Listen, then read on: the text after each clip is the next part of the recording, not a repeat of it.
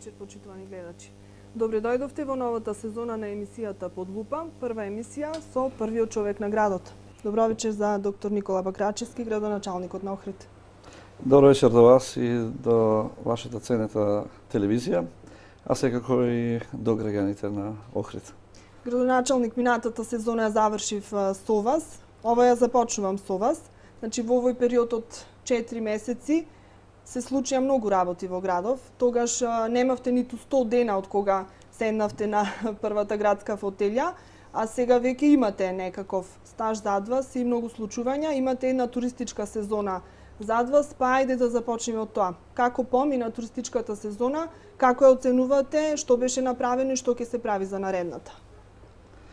Па, со оглед на првичните проценки кои што проявува во јавноста во Охрид и меѓу експертската јавност и меѓу туристичките работници дека ова ќе биде најслаба туристичка сезона во градот Охрид. После сумирање на резултатите, статистичка обработка на податоците кои ги имаме од Државниот завод за статистика и од инспекторатот при општина Охрид, можем да влијаме на поприлична доза на оптимизам, односно тие бројки влеваат поприлична доза на оптимизам, меѓутоа и секако одговорност за наредната сезона да ја пречекаме многу поподготвени. Јас пред неколку денови имав пресконференција во секторот за туризам и локален економски развој, во кој што ги наведивме бројките кои што реков доаѓаат од статистичка обработка на податоците од релевантни институции како што е Републичкиот завод за статистика и статистиката која ја обработи нашиот инспекторат, кои покажуваат порас и во денот на ноќевањата и во делот на бројот на вкупен број на туристи кои што оваа година престојувале во Охрид, значи почнувајќи од 1 јануар 2013 па се до крајот на септември оваа година. Можам да кажам дека бројот на туристи е зголемен во апсолутни бројки, значи за 2,8%.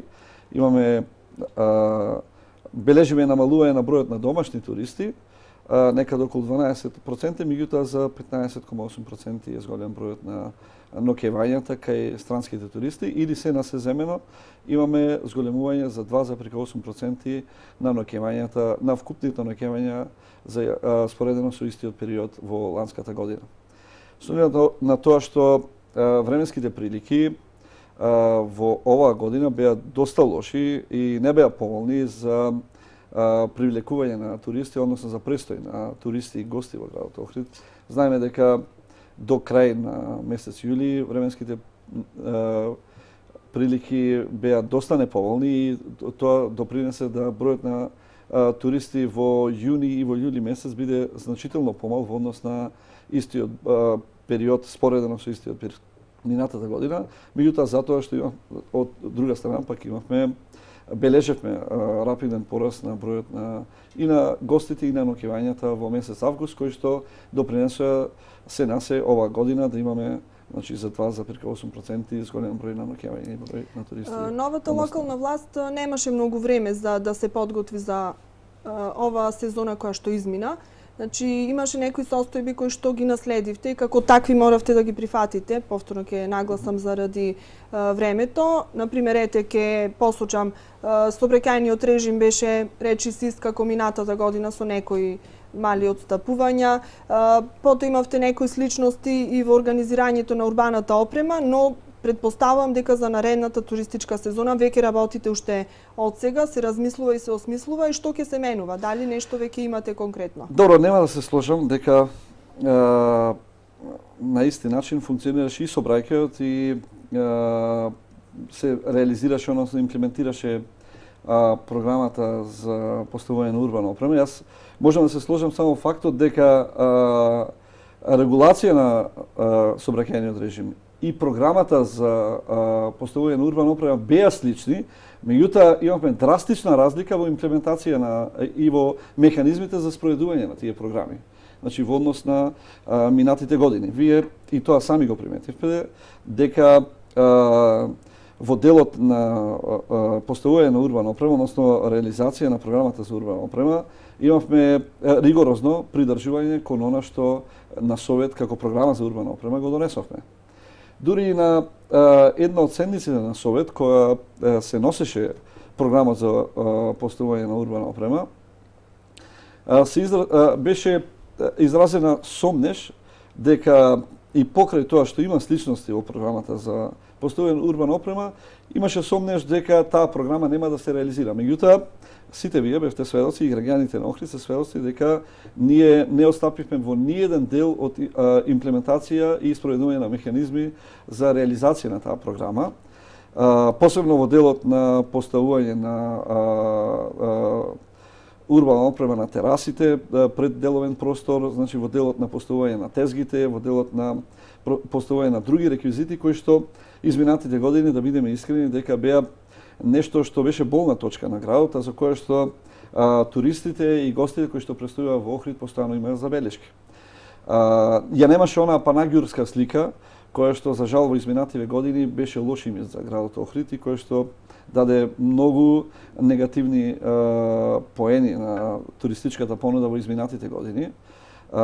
Успеавме да го следиме тој хаос, посебно во централниот дел на градот, во делот, реков, на поставување на тезги и помошни реквизити и во делот на поставување на маси, столици, тенди, кои што на некој начин дава еден лош изглед за градот, односно наидувавме на негодување кај гостите кои што престојуваа во Охрид.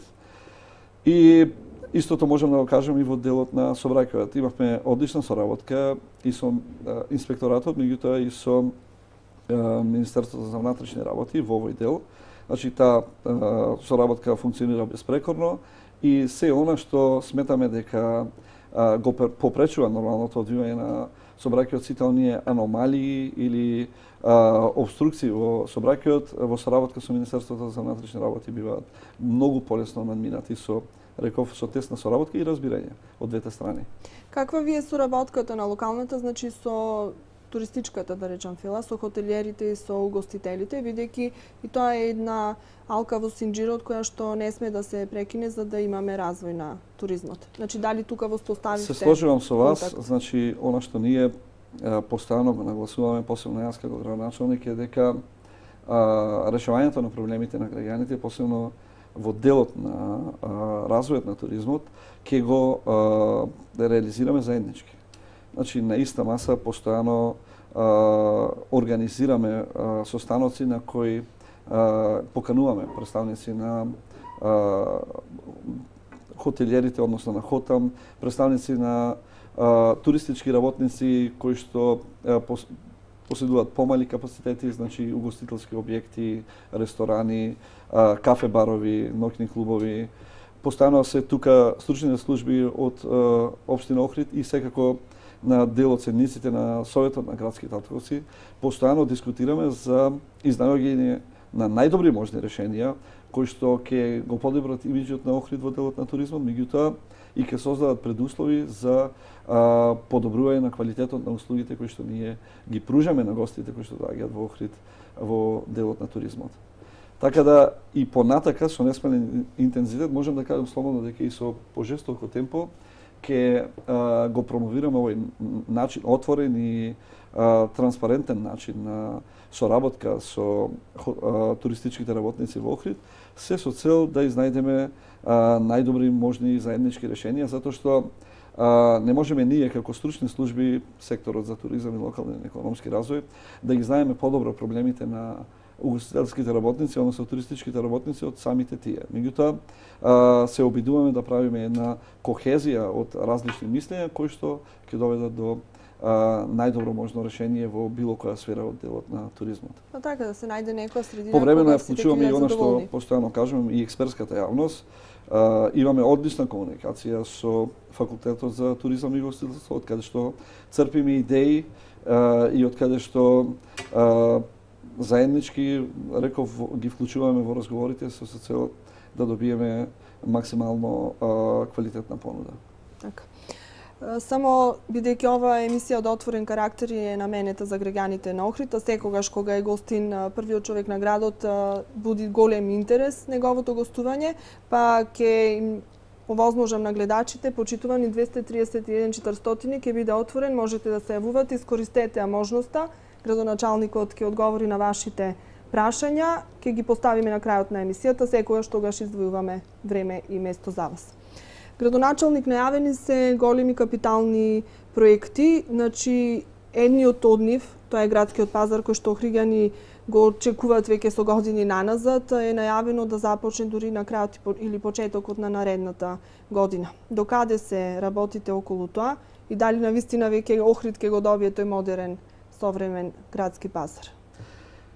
Точно така, едно од нашите предизборни ветувања, односно една од најголемите потреби на градот Охрид е секако обезбедување на просторни и санитарно-епидемиолошки услови за изложување на храна во затворен простор, односно изградба на еден конечно затворен зелен пазар кој што во нашите проекти подразбира и во рамките на тој покриен зелен пазар изградба на еден мини шопинг центар.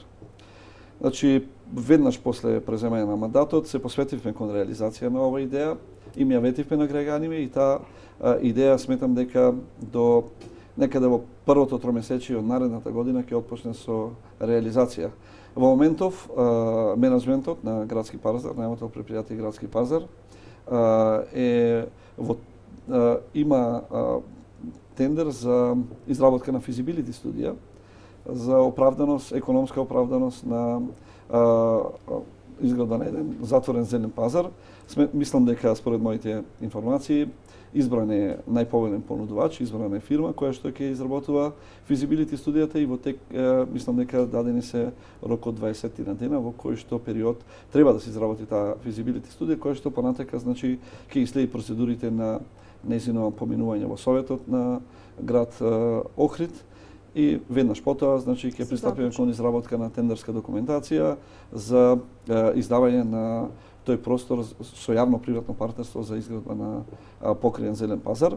Урбанистичката планска документација е готова и од тој аспект можам да кажам дека некаде очекуваме да пред крај на декември или можеби на почеток на другата година веќе биде објавен тендерот за јавно-приватно партнерство во делот на изградба на затворениот зелен пазар и тоа ќе биде една од поголемите придобивки за граѓаните на Охрид, не само за изложувачите на храна, меѓутоа ќе имаме можност да изградиме еден многу современ шопинг центар во централното градско подрачје, што ќе задоволува потребите не само за граѓаните на Охрид и гостите кои ќе престојуваат во Охрид, меѓутоа и за граѓаните кои конвергираат односно повремено престојуваат во Охрид или како што се околните градови околу Охрид и соседните градови на Република Албанија. Значи, сето тоа е за поздравување, го очекуваме со нетрпение сите оние кои што живееме во градов, но и оние кои што ни се гости, но пазарџиите се живо заинтересирани што ќе биде со нив, значи каде ќе бидат дислоцирани за тоа време додека се гради новиот градски пазар. Дали тука се најде решение веќе? Да. Размислуваме за локација каде што времено додека се изведуваат работите, градижните работи за изградба на овој мини трговски центар или затворен зелен пазар како сакате. Се уште неколку опции се во тек, меѓутоа како и да е, значи правото да ги изложат своите производи нема да им бидеускратено, ќе изнајдеме најдобра можна локација каде што непречено ќе можат да ги изложуваат своите производи онака како што до сега го правеле. Сега Охрид туристички центар, но за жал се уште немаме автобуска станица каква што му доликува на еден таков центар. Докаде се пак работите тука? Исто и во тој дел можам да кажам дека изработката на урбанистичка планска документација во завршна фаза во делот на значи изградба на односно проектирање на една современа автобуска станица. Реков дека до крајот на декември на моите служби сум им дал рок тој проект да биде конечно завршен и исто на почеток на наредната година сметаме дека и реално е да се очекува дека ќе отпочне со изградба новата и современа меѓуградска автобуска станица, која што мислам дека ќе биде една од најсовремените во Република Македонија, можеби и најдобра. И таа ќе се гради со јавно-приватно партнерство? Да. Сега кога сме кај јавното приватно партнерство и состојбата финансиска на општината, до каде сме тука? Значи знаеме дека наследивте големи долгови и не е лесно да се вратат, но дали работите тргна на подобро? Токму така, јас би бил пресреќен кога овие проекти, големи капитални инвестиции кои што ние ги најавуваме како што е еден затворен зелен пазар или меѓуградска автобуска станица, катни гаражи, би имале собствени средства како локална самоуправа би ги граделе сами. Меѓутоа, состојбата неколку пати во средства за заемно информирање сум имал информации во кои што ги кажував финансиските потешкоти, односно тешкоти со кои што се среќава новата локална самоуправа, и за жал тоа не ни дава за право да размислуваме дека имаме било каква барем минимална можност да градиме такви капитални инвестиции со сопствени средства. Од тие причини сметам дека моделот за јавно-приватно партнерство е идеален модел за реализација на овие капитални инвестиции, а сепак нема да биде оптеретен локалниот општински буџет. Каква е конкретно имаат сите граѓани на Охрид и се разбира приватниот партнер. во секој случај? Каква е моментално значи финансиската состојба на општина Охрид? Колку пари има или нема во општинската каса? Пак од тоа и зависи состојбата индиректно и на јавните предпријатија, што е прашање кое што ќе следува последователно. Токму така, тоа е убаво прашање. Она што нас не загрижува од почеток на добивање на мандатот е вкупниот долг на општина Охрид, кој надминува 32 милиони евра.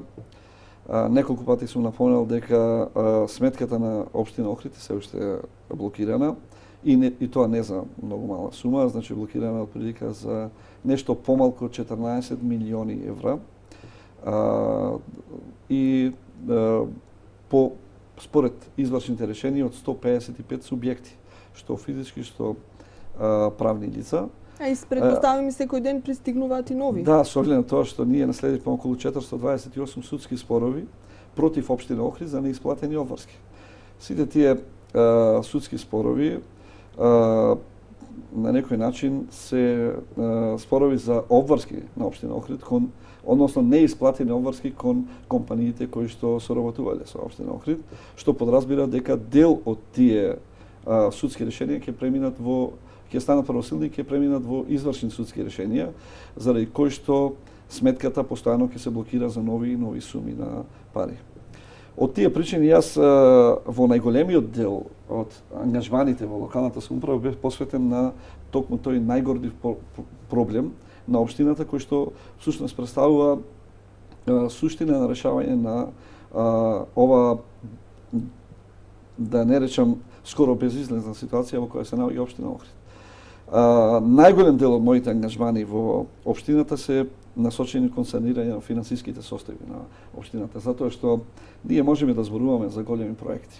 Можеме да зборуваме за инвестиции во еден, во друг или во трет сектор. Можеме да зборуваме за развој на туризам, за локален економски развој, за креирање на нови работни места. Меѓутоа, без санирање на финансиската состојба на општина Охрид, без проведување на механизми за одблокирање на сметката, сите тие заложби наши, сите идеи на граѓаните, на субјектите, на експертската јавност кои доаѓаат до нас, ќе паднат во вода, доколку не ја санираме состојбата со задолжувањето на општина Охрид. Реков дека најголем дел од мојот досегашен 6-месечен мандат, најголем дел времето го трошам кон изнаоѓање на начини за санирање на состојбата, репрограмирање на долговите, спроведување на некоја програма за сервисирање и пред се одблокирање на сметката, затоа што јас морам да кажам дека наследив ситуација во која што заради пораст на каматите, долгот на општина Охрид се зголемува буквално за повеќе од 14.000 евра на ден. Зборувам за 14.000 евра на ден. толку расте долгот по основ на камати за неисплатени судски решенија, по извршните решенија за кои што е блокирана општина Охрид. Од тие причини, јас изминатите 6 месеци сум во интензивни преговори со правните и физичките лица на кои што општина Охрид им должи, посебно во делот на извршните решенија од тие 155 субјекти кои што го кажав, и можам да кажам и да најавам дека сме многу близко до изнаоѓање на решенија со сите тие од обострана корис, да излеземе од тој ќорсокак, да ја одблокираме сметката или да го намалиме значително долгот по основ на извршни судски решенија, што би подразбирало драстично намалување на растот на каматата во иднина. Јас сметам дека она што го договоривме усно, многу брзо ќе оставиме на хартија со најголем дел од правните и физичките лица на кои што општина Охрид им должи. За брзо ќе бидат повлечени голем дел од тие извршни судски решенија и во еден период од 6 месеци до 48 месеци ќе почнеме да ги исплаќаме конечно обврските према фирмите на кои што општина Охрид им должи, и на тој начин ќе почне еден конечно после долги години тренд на намалување на долговите и секако тренд во кој што ќе биде стопиран, односно ќе имаме стагнација во енормниот раст на каматите на општина Охрид. Тоа е суштина на сите активности кои што во изминатиот период ги преземаме со општина Охрид. Без надминување на ова финансиска состојба, без вложување на комплетните ресурси, стручни лица во оваа насока, затоа што ова е врвен приоритет на општина Охрид. Санирање на финансиската состојба, на катастрофалната финансиска состојба.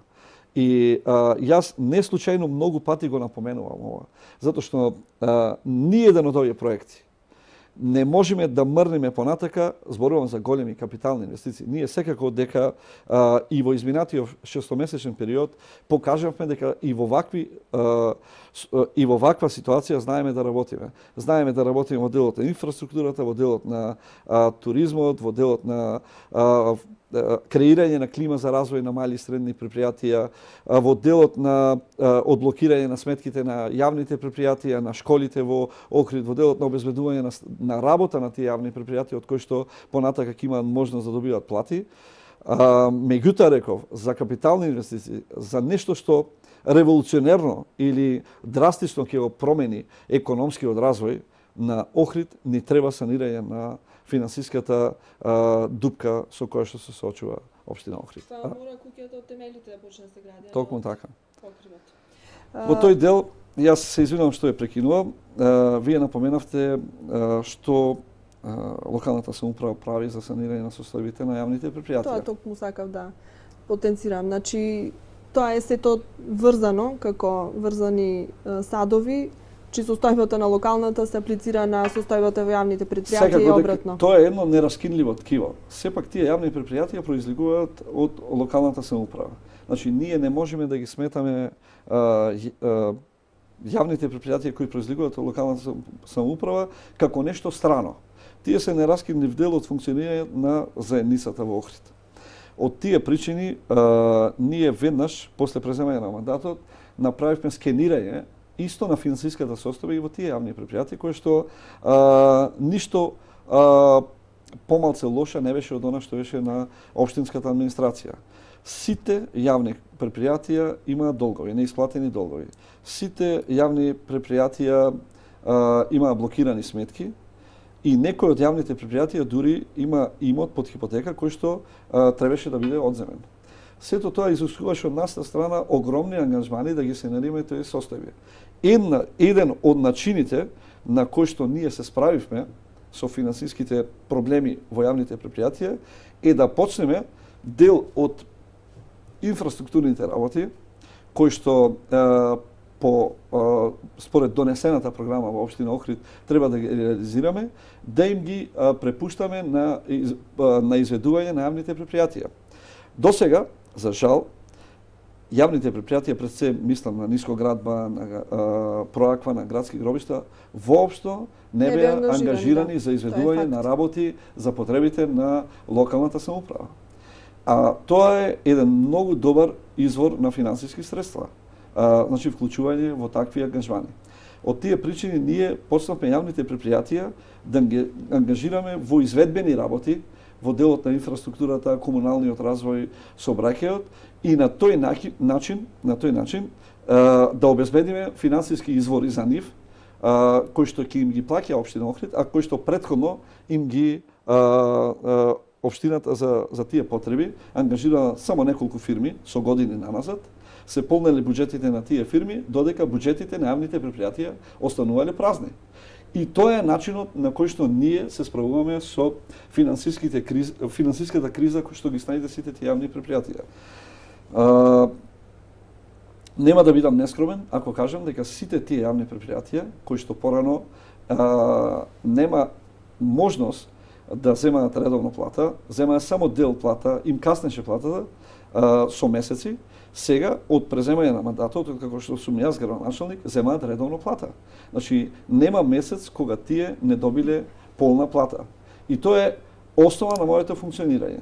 Значи плата за вработените и во општинската администрација и во јавните предпријатија мора да има. И тоа е основа на сите мои активности. И јас на моите служби постојано тоа им го напоменувам. Мора да се обезбеди плата за секој вработен во локалната самоуправа и во јавните предпријатија кои произлегуваат од неа. Еден од начините е да тие јавни предпријатија ги ангажираме да изведуваат работи за потребите на општинската администрација, онака како што налага планот за работа за 2013 година, а секако дека со уште поинтензивно темпо и тоа ќе го правиме во текот на 2014 година. Тоа е единствениот начин да почнат јавните предпријатија да бидат рентабилни. Градоначалник, значи во јавноста се коментира дека и тоа е факт, всушност дека има превработеност и во општинската администрација и во јавните предпријатија. Од друга страна пак исто така се слушаат коментари дека имаме нови вработувања од кога е ова нова постава на локалната власт. Каде е вистината тука? Па ево јас ќе ви кажам, за да ги отстраниме сите тие спекулации или лоши претпоставки на јавноста, ќе кажам дека во општина Охрид во овој момент имаме реализирано само 2 вработувања. Значи зборувам на неопределено време. Голем дел од ангажманот на лица во општина Охрид е со волонтерски договори. Голем дел од оние што јавноста ги карактеризира како нови вработувања се со волонтерски договори, а еден мал дел со договори на дело, односно временно ангажирани во општина Охрид, затоа што јас уште на самиот почеток или пред кога бев кандидат за градоначалник кажав дека за жал општина Охрид оскудува со стручен кадар. Ние и покрај таа екстремна превработеност, мора да кажам дека и општинската администрација и јавните предпријатија кои произлегуваат од општина Охрид имаат екстремна превработеност, која што во одделни сектори и одделенија е дури 5 до 7 пати поголема од она што налагаат стандардите. Значи, кажувам дека и покрај таа екстремна превработеност, ние оскудуваме со стручни кадри. Значи, јас не можам да работам со кадри кои се несоодветни за одредена проблематика. Секако дека мене ми требаат како градоначалник или како човек кој е најмногу одговорен за менаџирање со градот, ми треба екипа, за да можам јас да ги спроведам ветувањата кои што јас претходно сум ги изнесол во јавноста. Значи, мене ми е потребен тим. Од тие причини јас сум ангажирал лица за кои сметам дека најдобро ќе одговорат на задачите и програмските определи кои што ние сме ги зацртале за граѓаните на Охрид. Така да имаме само времено ангажирани лица, токму во јавните предпријатија, во оној дел каде што ние нив им даваме работа.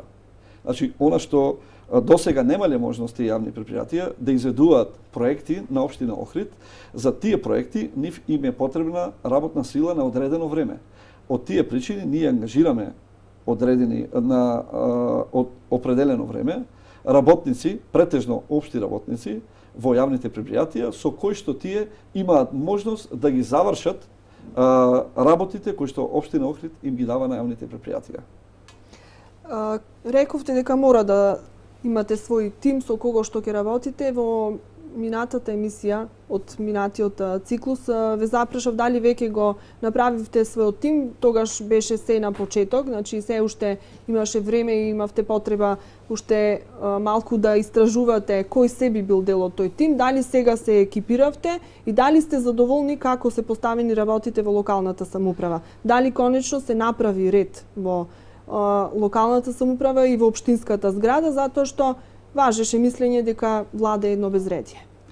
Во секој случај, мислам, нема да бидам скромен ако кажам дека она што сега работи организацијски, односно функционира организацијски во локалната самоуправа во поглед на воспоставување на ред, работна дисциплина, во поглед на почитување на работно време, ангажирање, посветеност на персоналот, имаме неспоредлива разлика во однос како било претходно. Во тој дел можам апсолутно да кажам дека сум презадоволен. Не значи дека не може да се подобрува и работната дисциплина и ангажираноста на персоналот во тек на едно работно време. Меѓутоа, со воведувањето на посебна организациона шема, со воспоставување на хиерархија во одредени сектори и во одредени оделенија, со воспоставување на упатства за работа, листа на процеси, со конкретизирање на описот и пописот на работните задачи на секој извршител во општина Охрид, работите тргна во многу подобра насока.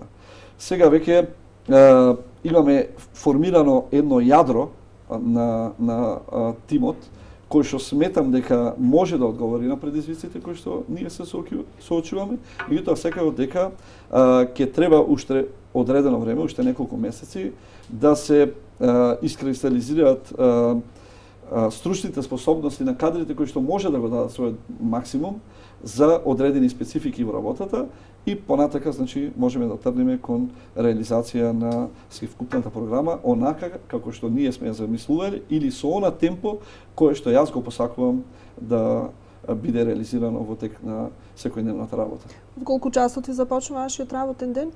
Мојот работен ден е секојпат зависен од обиколката на јавните предпријатија или обиколката на проектите кои што ние ги изведуваме во тековно и во зависност од тоа какви се проблемите со кои што се среќаваме пред да започне работниот ден, односно какви се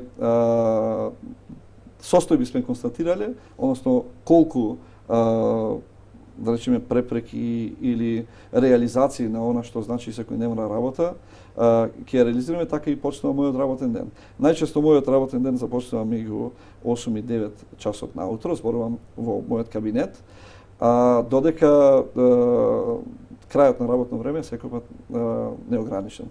Значи завршува до тогаш до кога има обврски во локалната самоуправа. Но Бакрачевски бил на работа пред 8 часот. Скоро никој пат не завршува во 4 сатот. Никогаш. Значи најчесто во 5, 6, 7 сатот, меѓутоа некој пат моите работни обврски завршуваат и надвор од кабинет. Значи на местата каде што се изведуваат работите, онаму каде што се договорени средби со граѓани или средби со инвеститори.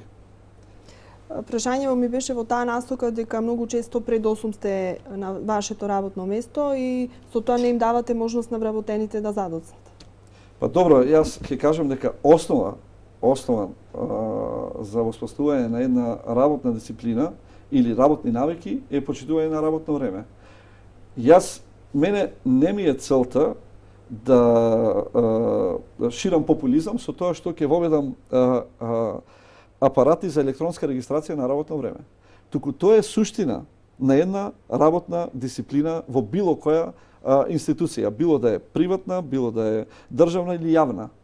Од тие причини ние го воведовме системот за електронска регистрација на работното време за на некој начин да почнеме вработените во локалната администрација да ги мотивираме, односно да ги стимулираме да размислуваат многу поинаку. Затоа што мора да признаеме сите, голем дел од општинската администрација, односно вработените во локалната самоуправа и во јавните предпријатија, пред моје доаѓање како градоначалник на Охрид, не доаѓаа воопшто на работа, со денови и со месеци, Голем дел од нив поминува на работа само кратко од нивното редовно работно време, некој доаѓаше во 9, некој во 10 часот наутро, некој воопшто не доаѓаше, некој заминуваше во 10 часот наутро или во 11 или во 12. И сите тие значи аномалии изискуваат ургентно, односно итно воспоставување на ред и дисциплина, односно на спроведување на механизми за ред и дисциплина, од кој основен механизам, односно почетен механизам за воспоставување на таков ред е секако регистрација на редовно работно време. Кога сме кај времето, ќе добијам критика од режија, морам тука да направам рез за реклами, да го почитуваме времето.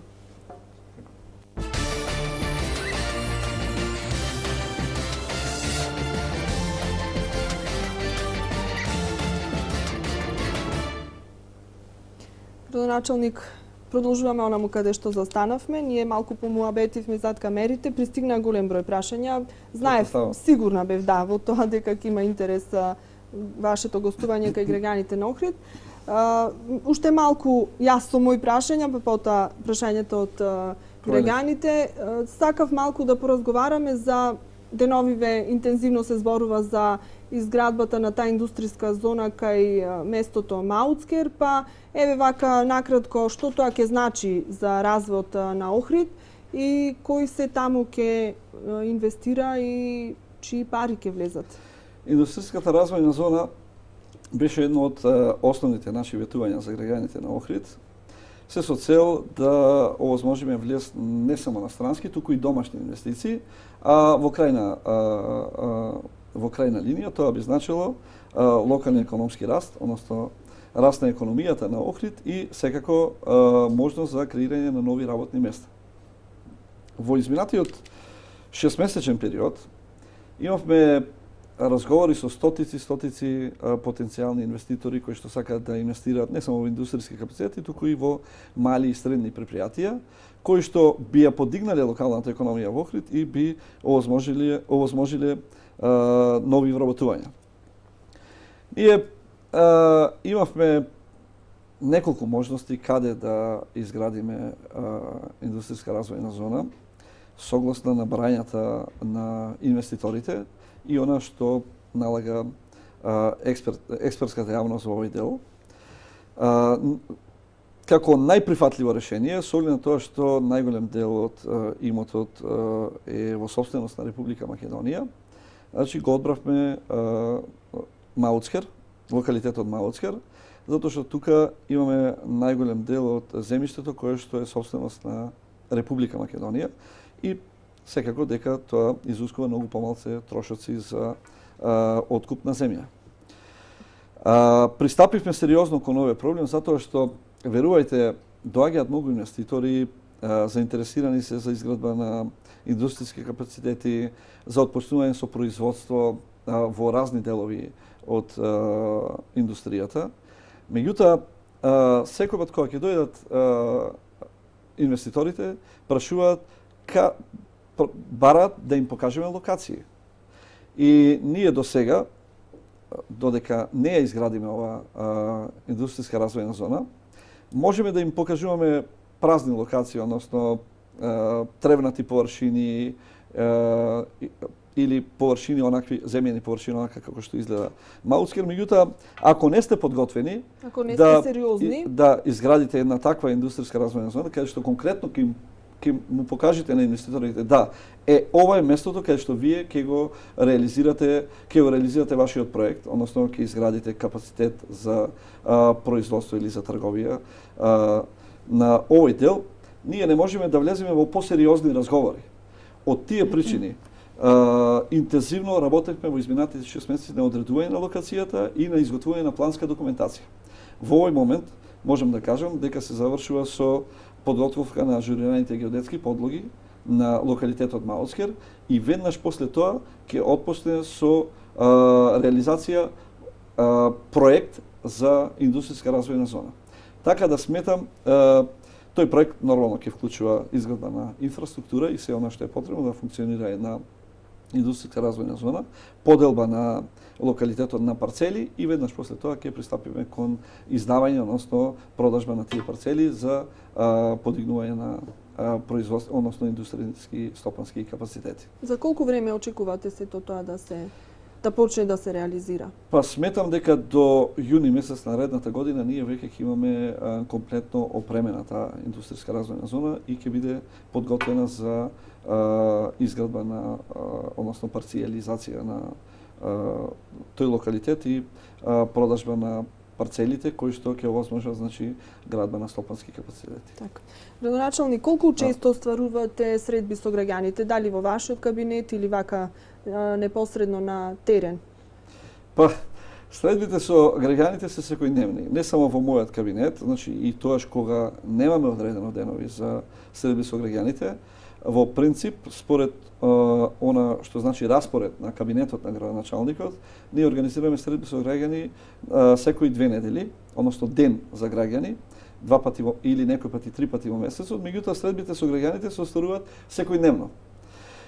Исто така, ние во овој момент имаме изготвена програма за посета на урбаните заедници како тим од локалната самоуправа во кој што ќе опредводам јас како градоначалник и секако ќе бидат тука присутни секретарот на општина Охрид и служби од Фондот за комунален развој и сообраќај, од секторот за урбанизам и секторот за туризам и локален економски развој. Имаме намера да ги посетуваме сите урбани заедници поотделно и да остваруваме непосреден контакт со граѓаните на Охрид и да ги согледуваме нивните проблеми на лице место. И од тоа секако ќе произлегуваат решенија за наминување на таа проблематика. Исто така, контакт со граѓаните оставам постојано и преку социјалните мрежи, значи тој дел по електронска пошта, постојано одговарам на приватните мејлови кои што се праќаат до мене или на официјалниот електронска пошта на кабинетот на градоначалникот и во секојдневните телефонски разговори со граѓаните на Охрид.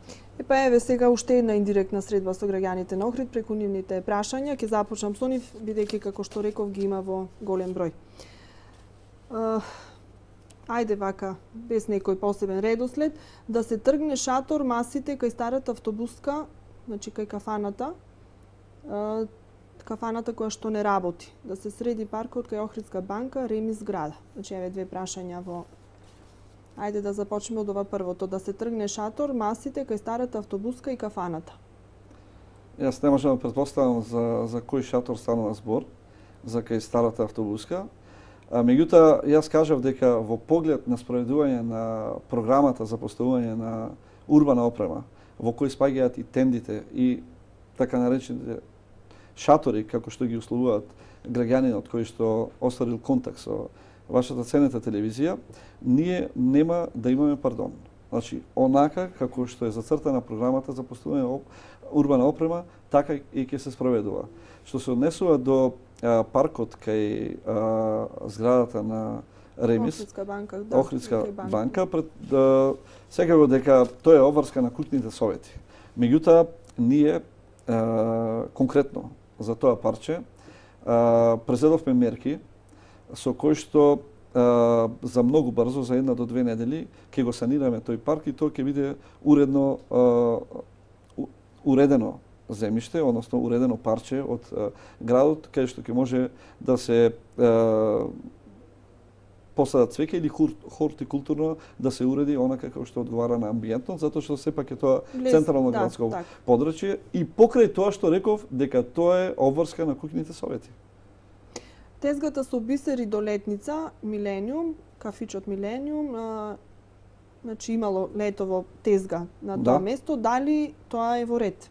Прашува гледач. Тезгата беше зацртана од програмата за урбана опрема, која што беше усвоена од страна на Советот на град Охрид и реков и во тој дел, значи ние ќе ја почитуваме таа програма онака како што е дефинирана и зацртана за 2013 година.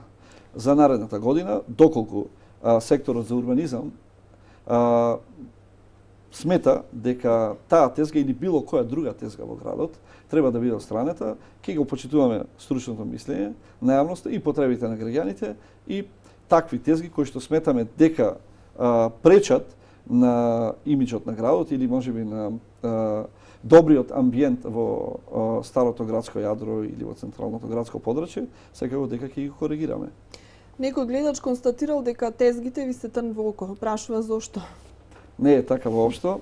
Не е така воопшто. Ние бевме сведоци дека и оваа година функционира голем број на тезги непречено и со ред кој што за прв пат го воспоставуваме оваа година. Значи, на тезгите за прв пат можеше да конкурираат граѓаните на Охрид, за разлика од изминатите години. Секој кој што имаше пројавено интерес и беше пријавен за одредена локација, можеше да лицитира и нормално, зависно од резултатот од аукцијата, според најдобрата понуда, така ги добива и тезгите. Тоа мора да признаеме и да бидеме искрени пред себе, не беше случај во изминатите години. За прв пат граѓаните имаа можност јавно да лицитираат за добивање на тезги. И воопшто не ми се трн во очи тезгите, меѓутоа не можеме да си дозволиме хаос во поставување на тезгите.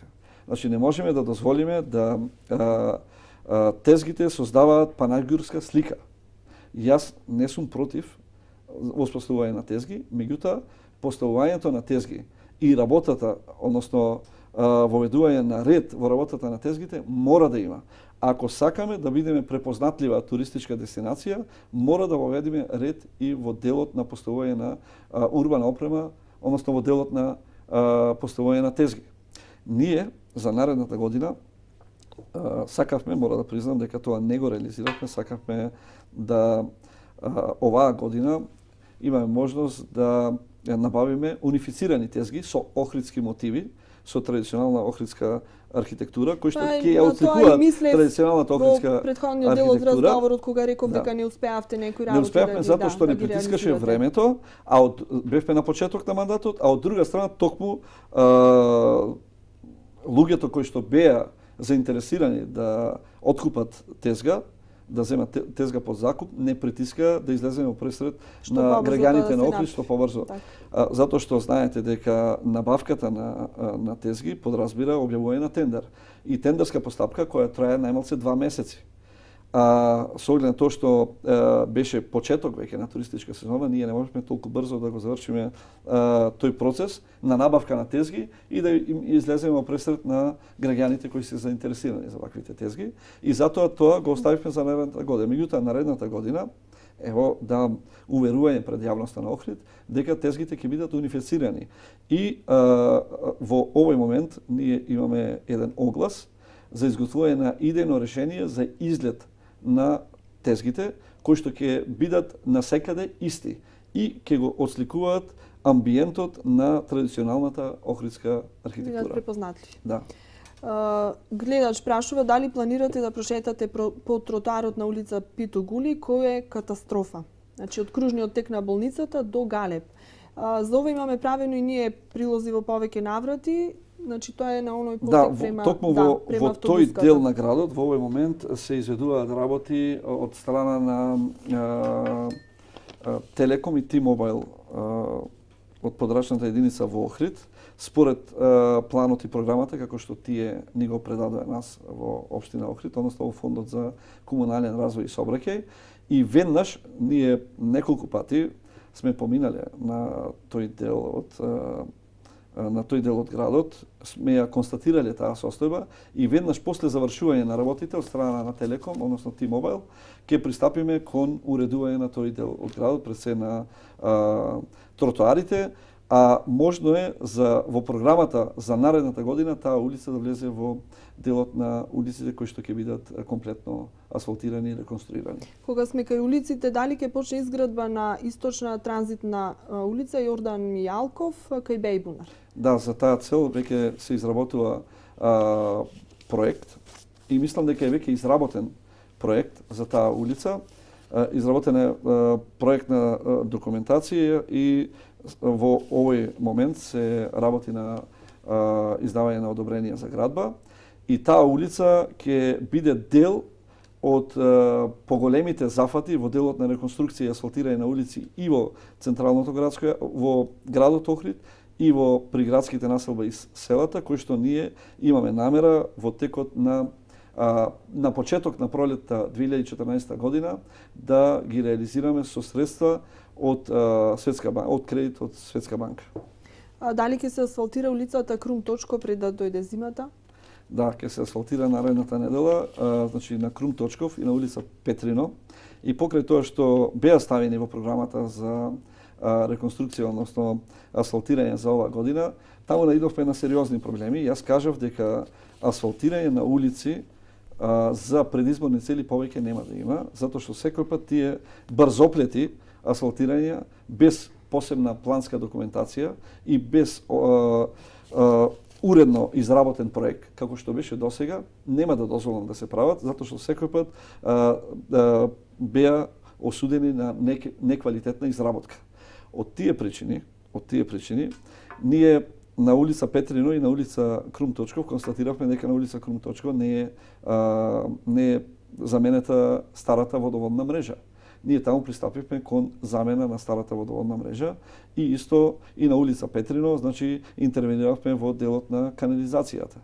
Затоа што мора сите инфраструктурни работи да бидат средени и после да се пристапи кон адекватно асфалтирање по сите стандарди, со претходно добра подготовка на теренот, а не тоа да го правиме само предизборно и да биде со краток рок. Так. Од тие причини таму се одолжи работата во делот на асфалтирањето, а ги уверувам граѓаните не само за улица Крум Точков, него и за улица Петрино, дека најкасно од денес, најкасно за 10 до 15 дена ќе бидат асфалтирани. Епа, уште едно прашање ќе го надоврзам на ова. Улица Дејан Војвода нема канализација, до кога ќе е состојбата таква? Во овој момент исто така изработена е веќе документација за проектна документација за изградба на канализационен уред на тој дел од градот и сметам дека во наредната година ќе пристапиме кон реализација на проектот. Сте ветиле ревизија на деталниот урбанистички план за урбана единица Кошишта? Мислам да, меѓутоа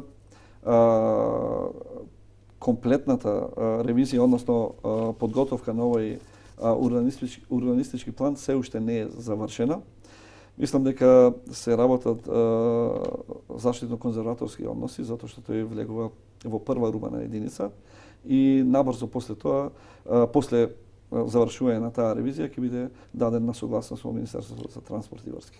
Едно прашање за Охридскиот центропе, како што сакаме да ја наречеме Трпејца. Дали ќе има прочистителна станица? Велат жителите, водата станува многу нечиста налети. Да, тоа е еден од сериозните проблеми со кои што ние мора да се соочиме, конечно мора да се соочиме со ова туристичко место. Знаеме дека тоа е едно од поатрактивните за гостите кои што доаѓаат од Охрид, посебно за македонските туристи, кои што во голем број го посетуваат или престојуваат привремено во тој дел од градот, односно во тоа населено место, а за фаќањето со изработка, односно изградба на прочистителна станица ќе биде нас сериозен предизвик во иднина. Она што можам да кажам е дека во разговор со кинескиот амбасадор, кога имавме една работна вечера со него, од нивна страна беше понудена помош за изградба на вакви зафати и ние во тој момент го одбравме токму проектот за изработка на прочистителна станица во населбата Трпејца, кој би можел да биде, значи, изграден со помош од кинеската влада. Ние веќе изработивме комплетен проект за тоа, го предававме во секторот за европски прашања во Скопје. Мислам дека помина на влада како приоритет и потоа кинескиот амбасадор, односно кинеската амбасада презеде одговорност преку кинеската влада да биде, значи, финансиран овој проект како помош од кинеската влада.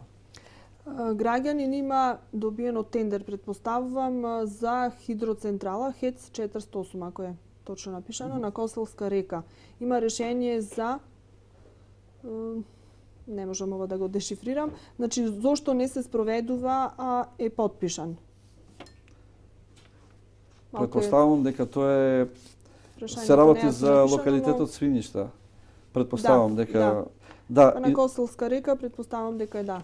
на таа локација? Значи, одобрение за изработка на планска документација е издадено и ќе можат граѓаните кои што се заинтересирани за овој проект да го реализираат во наредниот период.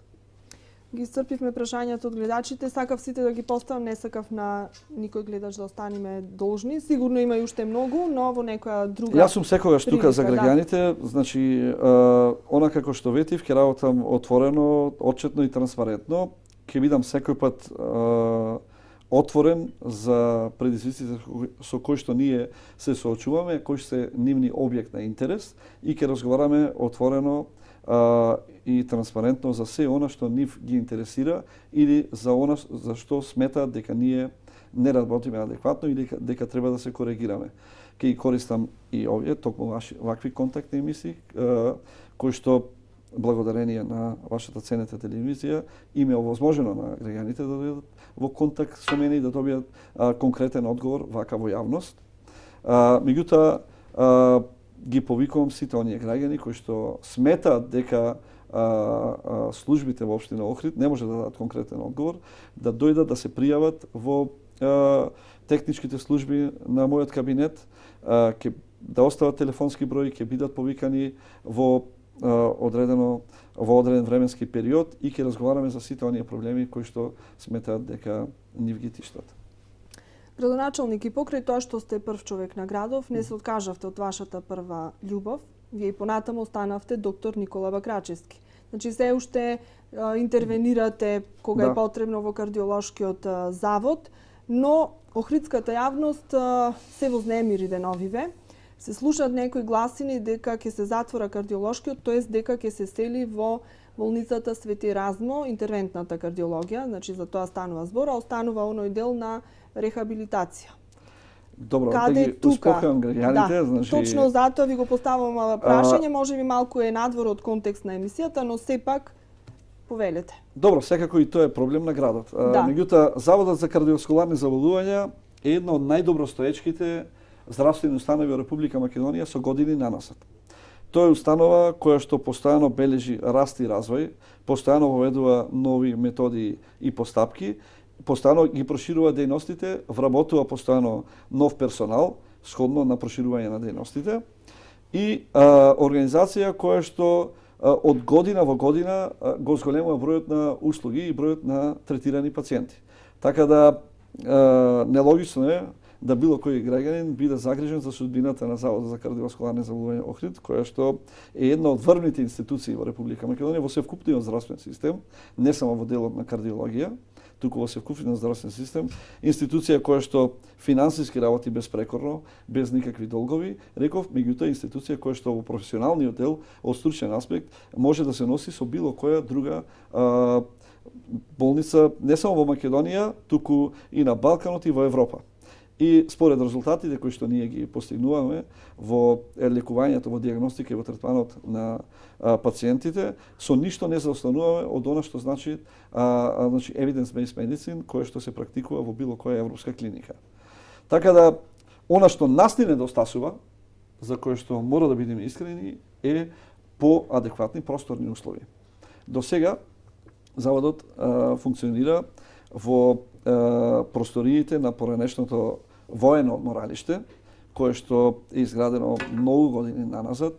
Тоа има претрпено низ годините неколку реконструкции и неколку доградби, меѓутоа за сите тие реконструкции и доградби не може да го пратат рапидниот пораст и развој на институцијата во изминатите неколку години. Сето тоа, воведувањето на нови дејности, воведување на современи постапки, современи методи, изискуваше потреба од нов функционален простор. Ние и јас, уште кога бев директор на тој завод, со години наназад упатував барања и до надлежните институции во Република Македонија за изнаоѓање на најдобро можно решение за функционален простор за таа установа. Затоа што кажав дека и покрај таков рапиден професионален развој, ние во овој момент мора да признам дека имаме недостаток на добро уреден функционален простор.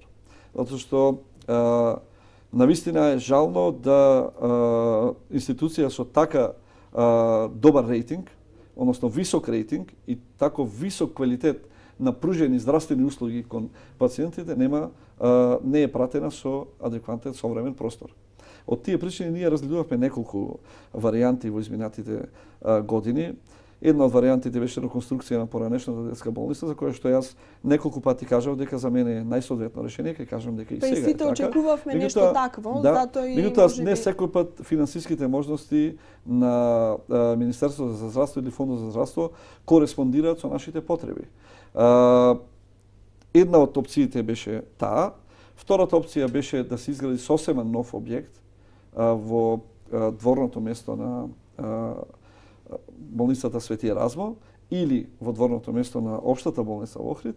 И третата варијанта беше да се реконструира карабината во Свети Еразмо за потребите на делот за кардиологија само, без рехабилитација, а во наредна фаза, значи да се изнајде соодветен простор на истата локација во која што ќе биде сместена и дејностна рехабилитација. Експертскиот тим од Министерството за здравство во овој момент сметаше дека согласно на финансиските можности, сметаше дека е сепак најдобра опција да адултната кардиологија, во која би биле вклучени салите за две сали за интервентна кардиологија и електрофизиологија, во која би била вклучена интензивната нега, полуинтензивната, односно општа нега и амбулантно поликлиничкиот дел да се сместат во зградата на постоечката карабина на специјалната болница за ортопедија и травматологија Свети Еразмо, а веднаш после тоа во наредна фаза да се изнајдат просторни услови да биде стационирана и рехабилитацијата, односно физикалната терапија од Заводот за кардиоваскуларни заболувања. Тие во овој момент така стојат работите. Изработена е веќе и проектна задача, комплетна проектна задача, која што во овој момент ќе претрпи неколку измени, сходно на потребите кои што ние ги бараме како професионалци кои што работат во заводот, значи и стручниот колегиум, и после усвојување на една таква комплетна проектна задача ќе може да се пристапи кон реконструкција, односно изградба на современ функционален простор за каде што ќе биде сместена конечно дејноста. Значи, останува кардиолошки, да речам, завод, вработените си остануваат на своите работни места, нема место за загриженост. Секако дека нема место за загриженост, уште еднаш ќе напоменам. Заводот за кардиоваскуларни заболувања е една од најдобро стоечките здравствени установи во Република Македонија во секој поглед. И во економскиот, финансискиот, меѓутоа и во стручниот и професионалниот дел. И таа институција која треба да служи за пример на сите здравствени установи во било која област од здравството на Република Македонија, како треба да се менаџира една здравствена установа. Така, значи од здравствен сегмент, а можеме да ја искористиме и од туристички, значи за развој на здравствениот туризам, се во интерес на развојот на Охрид. Ви благодарам, градоначалник, за вашето гостување во Лупа. Значи, ја започнавме ова сезона, иако по утрото денот се познава, ќе имаме убави муабети. Ви благодарам и вас на поканата. Јас ќе бидам секој пат, ќе одговорам на секоја ваша покана, да учествувам во ваквите емисии во кои што ќе можеме да ги запознаеме граѓаните со сите оние активности кои што ние ги преземаме во локалната самоуправа, се во нивни интерес и ќе бидеме отчетни пред нив и транспарентни за сето она што го работиме.